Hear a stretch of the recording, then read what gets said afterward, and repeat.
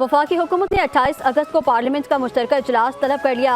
अरकान कौमी असम्बली और सेनेट को आगाह कर दिया गया। इजलास में हाजिरी यकीनी बनाने की हिदायत। सदर मुमलिकत ने 26 अगस्त को कौमी असम्बली इजलास तलब कर रखा है। सेनेट का इजलास 27 अगस्त शाम 5 बजे होगा।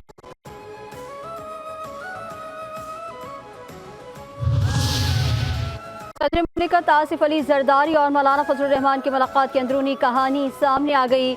सदर आसिफ अली जरदारी की मौलाना फजलुर रहमान को साथ चलने की पेशकश, ताल्लुकात बहाल करने की भी दरख्वास्त।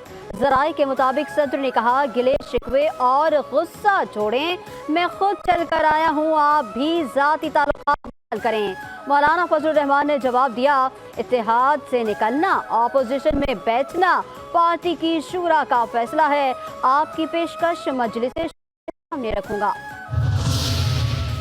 आज कराची के लोगों के पास सफाई सुथराई जैसी बुनियादी सहूलियात, कराची पूरे मुल्क को खैरात दे रहा है। वफाकी वज़ीर तालीम और MQM रहनुमा खालिद मकबूल सिद्दीकी का कराची में तकरीब से खिताब।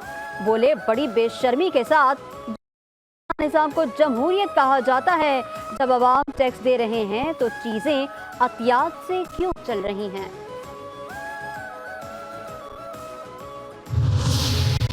खालिद मकबूल सिद्दीकी का बयान हसद की बुनियाद पर मबनी है। सिंध के सीनियर वजीर शर्जील इनाम मेमन ने खालिद मकबूल के बयान को हकीकत के बरक्स दे दिया।